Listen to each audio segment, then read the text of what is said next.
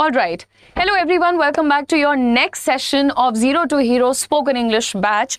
आज के टॉपिक पे हम बात कर लेते हैं. आज का टॉपिक है present perfect tense. Present perfect क्यों बोलते हैं? क्वेश्चन है, जायज है. कॉन्टिन्यूअस इसलिए बोलते हैं बिकॉज वो लगातार एक्शन दिखाता है. इनडेफिनिट या सिंपल इसलिए बोलते हैं क्योंकि उसमें कोई एग्जैक्ट टाइम नहीं होता है. परफेक्ट इसलिए बोलते हैं क्योंकि परफेक्ट तुम किसी चीज को कब बोलते हो? जब वो अपने आप में पूरा होता है, जब उसमें you don't need to add anything, you don't need to change anything because it is proper, it is complete. So present perfect tense also talks about completed actions. Completed actions are shown to us by present perfect tense. लेकिन हमेशा दो element होते हैं students. एक तो आपने देख लिया परफेक्ट का क्या लॉजिक है, दूसरा समझेंगे यहां पर प्रेजेंट का लॉजिक विच इज नाउ या फिर अभी, जिसको आप लोग कहते हो, है ना. अभी जो चीज पूरी हो चुकी है, राइट. सो चुका है, चुकी है. आपका क्यू वर्ड्स आपको यहां पर बता देते हैं थोड़ा सा क्लीन करके, और ये पीडीएफ में आपको रिटन मिल जाएगा. तो जब भी आप देखेंगे चुका है, चुकी है, चुके हैं, ठीक है, या फिर लिया है, लिए हैं, एटसेट्रा. क्योंकि सेम बात होती है ये, एक्चुअली दोनों सेम बात होती है. जैसे आई कैन से मैं खाना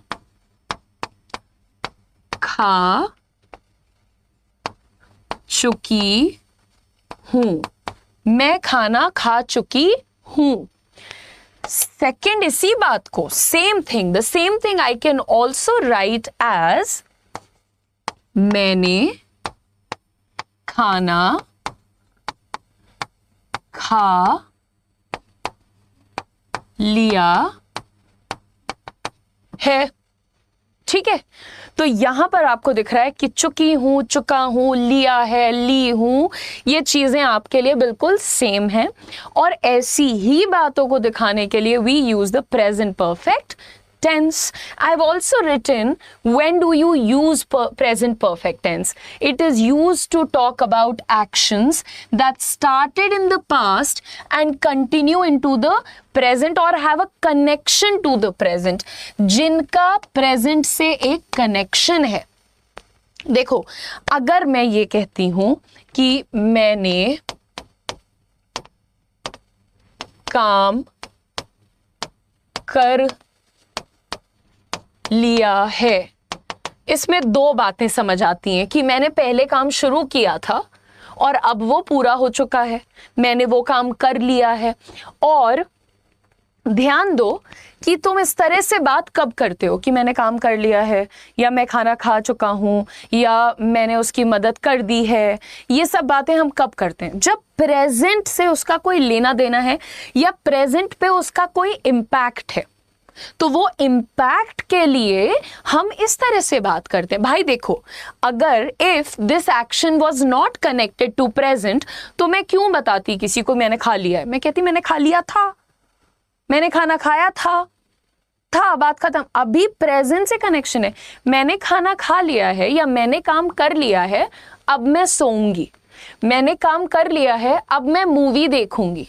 मैंने उसकी मदद कर दी है, अब उसकी बारी है.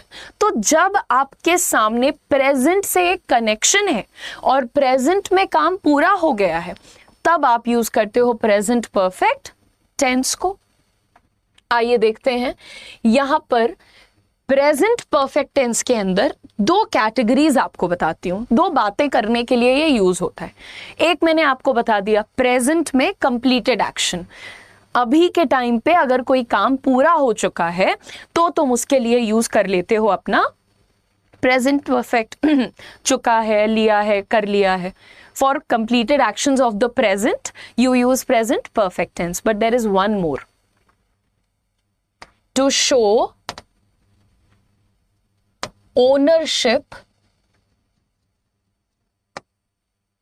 in the present time.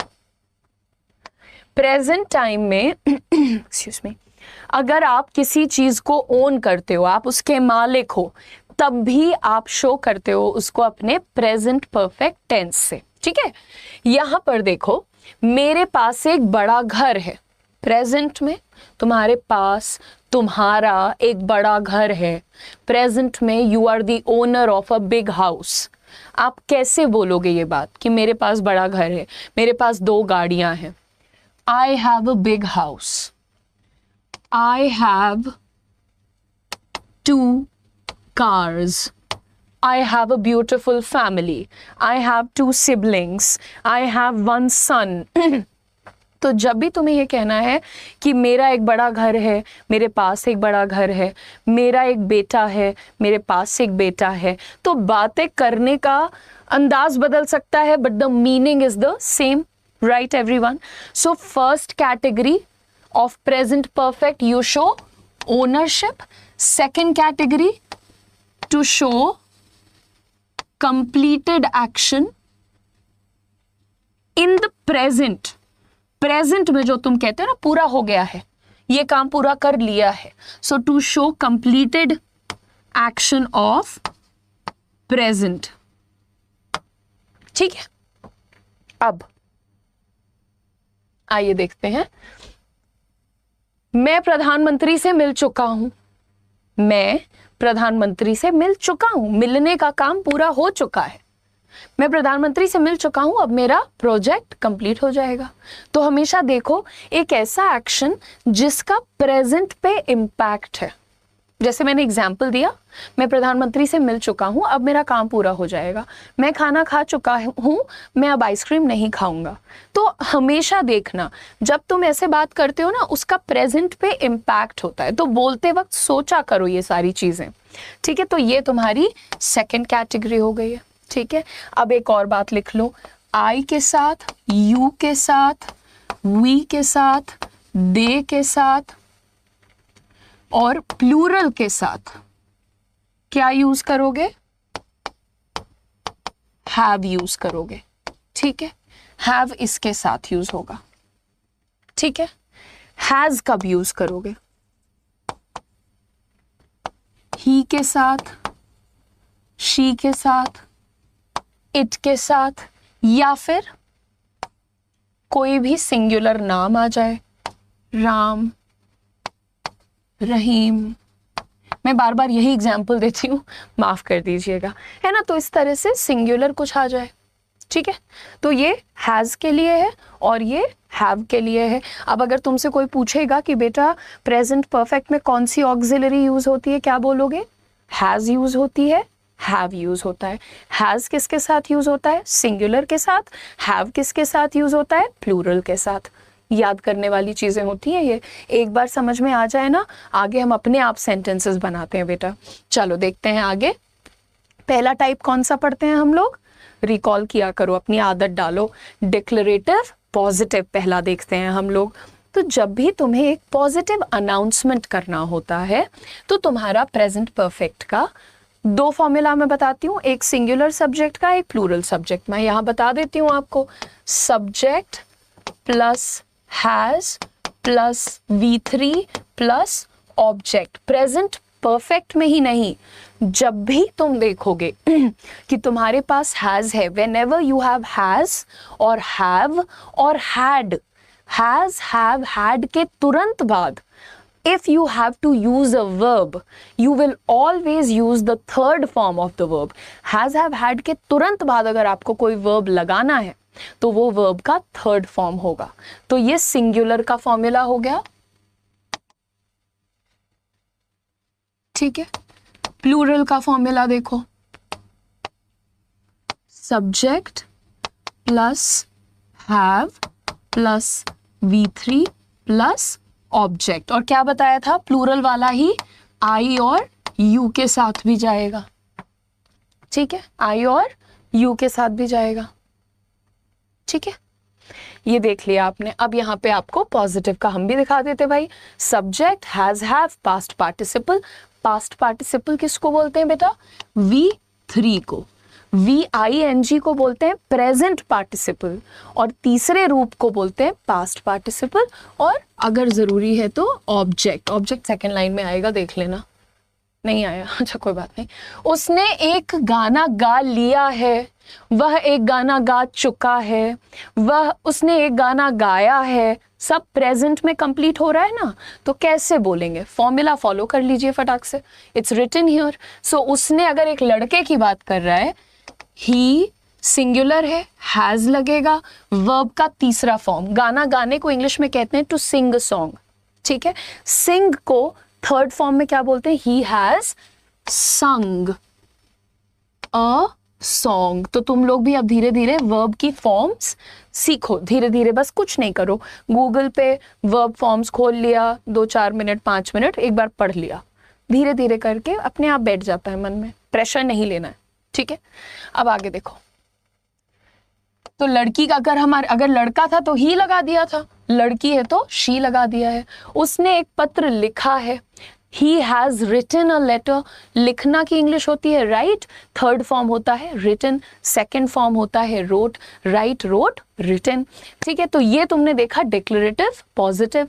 कैसे आप बोलते हो कि मैं काम कर चुका हूँ, उसने काम कर लिया है, he has done the work, वो खाना खा लिया है, he has eaten the food। तो इस तरह से आप अपना प्रेजेंट परफेक्ट में पॉजिटिव अनाउंसमेंट करते हो कि वो कर चुका है, कर लिया है, कर चुके हैं, एटसेट्रा, ठीक है। अब भाई इसी का नेगेटिव देखते हैं। नेगेटिव आपको अब तक समझ आ गया होगा, जब हमारे सेंटेंस में नो नॉट होता है, नहीं कर चुका है, नहीं किया है, नहीं खाया है, तो ये जो नो नॉट ना नहीं होता है, this makes a negative declarative. Declarative का मतलब पता है? घोषणा से जुड़ा हुआ। डिक्लेरेशन का मतलब होता है घोषणा, डेक्लेरेटिव का मतलब होता है घोषणा से जुड़ा हुआ, ठीक है। तो ओहो माफ कीजिएगा, मैं भूल गई,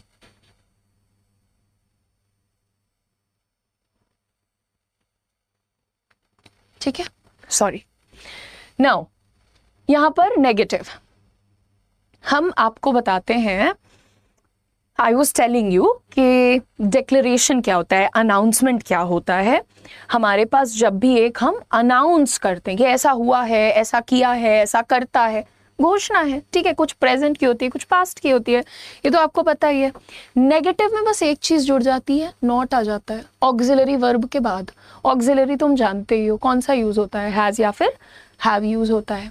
so subject, has, have, not और V3, ठीक है, पास्ट पार्टिसिपल। और ऑब्जेक्ट, अगर ऑब्जेक्ट है तो वो भी लगा दो। ऑब्जेक्ट कभी मैंडेटरी नहीं होता है बेटा, बहुत से सेंटेंस होते हैं जिसमें ऑक्सिलरी होता ही नहीं है, ठीक है।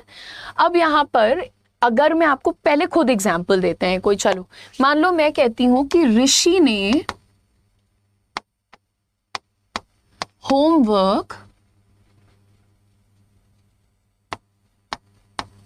नहीं किया है।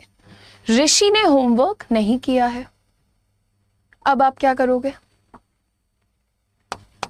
ऋषि सिंगुलर है, हैज लगा दिया, नहीं किया है सो नॉट ऐड करेंगे। करना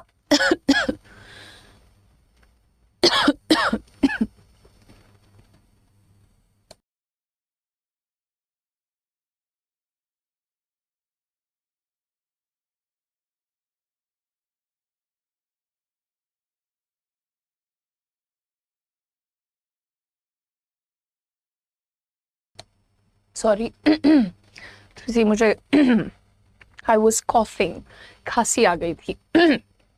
नाउ ऋषि हैज नॉट, करना को इंग्लिश में कहते हैं टू डू, ठीक है। डू को जब हम एक एक्शन की तरह देखेंगे, देखो डू, डिड, डज, ये ऑक्सिलरी होता है, टाइम दिखाता है, बट डू, डिड, डन ये क्या होता है, ये मेन एक्शन होता है, काम करना, क्रिया होता है. This is not for time now. ये दो काम कर रहा है, डू जो है कभी कभी तुम्हें टाइम दिखाता है, राइट.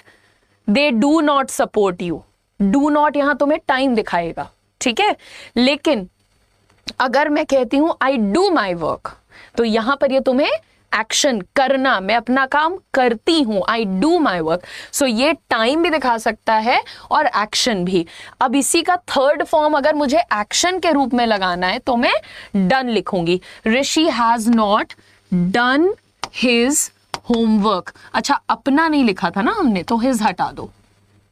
देखो यहां लिखा है ऋषि ने होमवर्क नहीं किया है, ऋषि ने अपना होमवर्क नहीं किया है, तो हिज लिखते हैं. अगर अपना नहीं लगा है तो बस इतना लिख दो, Rishi has not done his homework. ठीक है. अब देखते हैं हमारे गिवन एग्जाम्पल्स क्या हैं यहां पर. जैसे उन्होंने अपना काम नहीं खत्म किया है, उन्होंने इज प्लूरल, सो प्लूरल के साथ दे हैव नॉट. खत्म करना की इंग्लिश होती है फिनिश्ड, और अपना काम उन्होंने के लिए प्लूरल क्या होता है, देयर. दे का अगर तुम कहना चाहते हो कि उन्होंने उनका काम या अपना काम पूरा नहीं किया है तो पजेसिव होता है देयर. जैसे ही के लिए तुम कहते हो he has not done his work, वैसे दे के लिए तुम ये वाला देयर, THEIR वाला देयर लगाते हो. They have not finished their work. ठीक है. अब आगे देखो, उसने अपना खाना नहीं खाया है, she has not eaten her lunch और हर मील. देखो लंच का मतलब होता है दोपहर का खाना, अगर तुम सिर्फ खाना कहना चाहते हो तो मील बोलो. क्लियर है. चलो अब देखते हैं इंटेरोगेटिव. ये कौन सा वाला है, देखो ऑक्सिलरी से शुरू हो रहा है. ये किसके लिए फॉर्मूला है, what kind of questions do we ask with an auxiliary verb? The kinds of questions that can be answered with a yes or a no. ऐसे सवाल जिनको हम yes no में आंसर कर सकते हैं. ठीक है. तो यहां पर सबसे पहले ऑक्सिलरी वर्ब, फिर सब्जेक्ट, और फिर वर्ब का थर्ड फॉर्म, और फिर अगर ऑब्जेक्ट चाहिए तो वो. तो थोड़े एग्जाम्पल ले लो यार हैज हैव के, कैसे होंगे. जैसे मान लो मैंने पूछा कि क्या दिव्या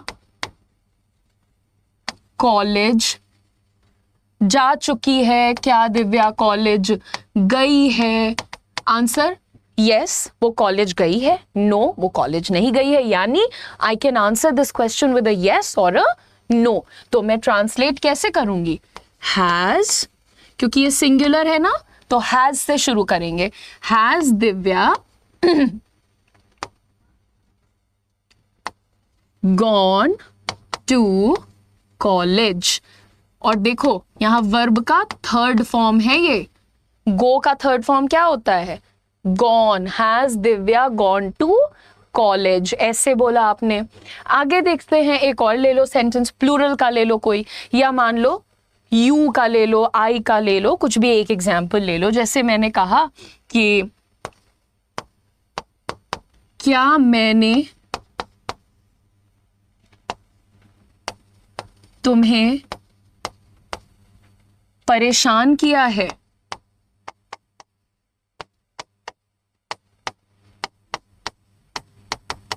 क्या मैंने तुम्हें परेशान किया है. जैसे छोटी मोटी परेशानी, किसी के घर 10 बजे पहुंच गए या किसी को देर रात कॉल किया तो हम कहते हैं यार भाई सॉरी परेशान किया, क्या कोई दिक्कत हुई क्या. So we ask like that, right. So how will you ask, पहले देखो मैंने तुम्हारा सब्जेक्ट विच मीन्स आई. सो आई के साथ क्या लगता है, have. So have I troubled you, या फिर बॉदर्ड यू.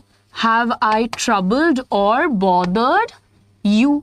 बन गया ना अच्छा सेंटेंस. तो अगर कभी किसी को लेट कॉल किया है या किसी के घर देर से जाना, मजबूरी में जाना पड़ गया, so please ask them have I bothered you, क्या मैंने आपको दुख पहुंचाया है, क्या मैंने आपको परेशान किया है. देर रात आकर यू नो प्राइवेट टाइम होता है यार, ऐसे घर नहीं जाना चाहिए सबके, तो आप पूछ सकते हैं have I bothered you, have I troubled you, like that. So you can always ask these kinds of questions. Now what is the next category, recall किया करो, ज्यादा से ज्यादा रिकॉल करो कि कल क्या पढ़ाया था उदिशा ने. हैज हैज कहाँ लगेगा, हैव कहाँ लगेगा, कितने टाइप के इंटेरोगेटिव होते हैं, कौन सा वाला अभी पढ़ा है, अगला क्या पढ़ाएगी, ऐसे चेक करो, अपने आप को पुश करो। और हाँ, बोला करो मेरे साथ, notice the pronunciation, notice the sounds that are coming out of my mouth. Okay, now next one is WH word has या फिर have plus subject plus V3 plus object। ठीक है, अगर मुझे पूछना है कि धीरज ने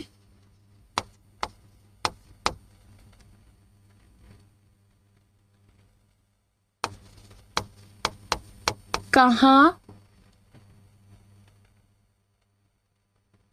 हाँ ये करो, धीरज ने कहां काम करना शुरू किया है। एक्सक्यूज मी, धीरज ने कहां काम करना शुरू किया है, तो आप कैसे बोलेंगे, कहां आपका WH वर्ड है ना, वेयर, और मेरा सब्जेक्ट धीरज है, singular, where has Dheeraj, verb का शुरू करने की इंग्लिश क्या होती है, स्टार्ट, थर्ड फॉर्म क्या होगा, started, where has Dheeraj started working. ये देखो ING जो लग रहा है ना, ये वर्ब नहीं है, ये अब नाउन बन गया है, तो तुम इसमें मत जाना अभी, तुम सीधे बस ING लगा देना। Where has Dheeraj started working, where has Shilpa started going, Shilpa ने कहाँ जाना शुरू किया है, where has Shilpa started going. इस तरह से अभी पढ़ो, मैं बताऊंगी कि ये ING नाउन कब बन जाता है। अब देखो, तुमने देखा अपने WH फॉर्मूला को और तुमने देखा अपने हैज हैव फॉर्मूला को। अब एक इंपॉर्टेंट PDF इस वीक के एंड में आपको मिलेगा, जिसमें आप सिंपल प्रेजेंट, प्रेजेंट कॉन्टिन्यूअस और प्रेजेंट परफेक्ट तीनों का एक टेस्ट दे देना। खुद पहले आंसर मत देखना, I will give you answers also in that, but पहले खुद ट्राई करना और देखना कितना स्कोर आ रहा है। तो इस तरह से एनालाइज करो एंड स्टार्ट स्पीकिंग। एक और इसका प्रैक्टिस कर लेते हैं, अभी तो हम थोड़ा सा कर सकते हैं मुझे लगता है ना। मान लो मैंने आपको बोला कि प्लूरल ले लेते हैं,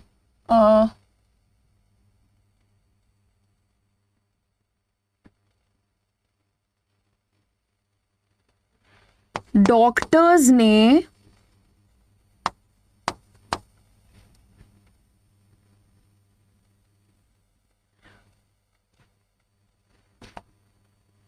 धरना क्यों दिया है, डॉक्टर्स ने धरना क्यों दिया है। तो यहां पर मेरा क्वेश्चन वर्ड क्या है, क्यों।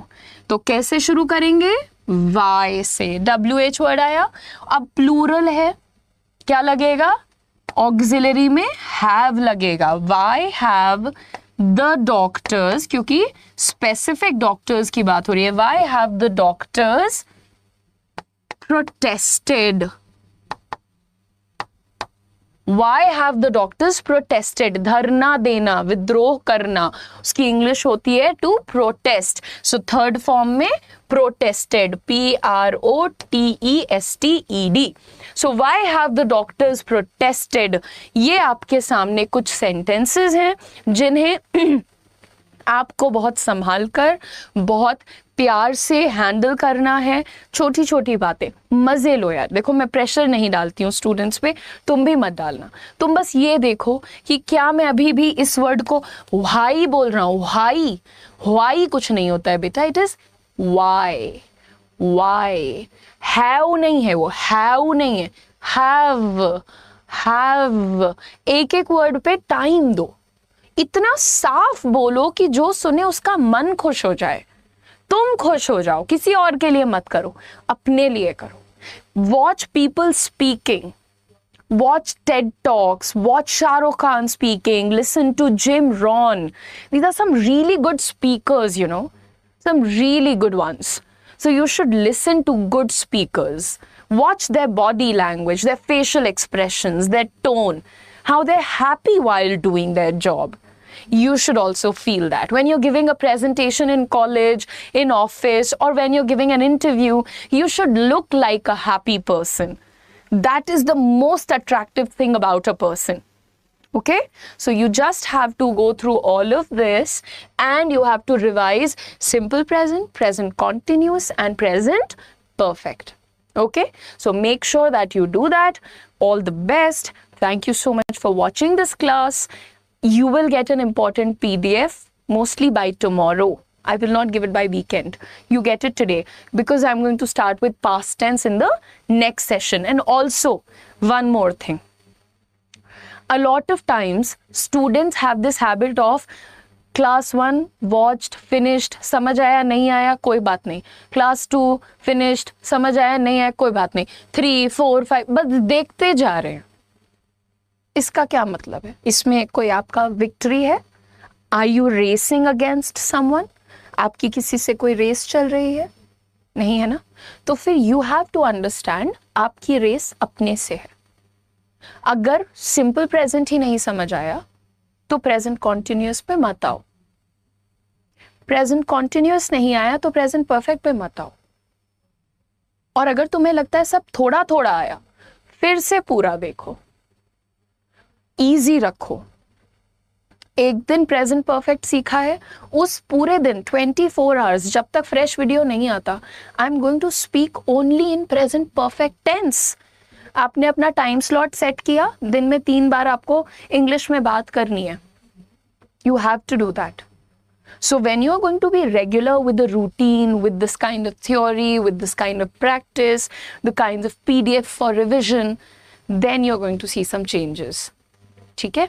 So thank you so much once again. I will see you guys in the next session. Keep watching, keep learning. Feel free to share your doubts or questions in the live sessions that are conducted on Fridays in the evening. Hope to see you there. All the best. God bless you. Bye-bye.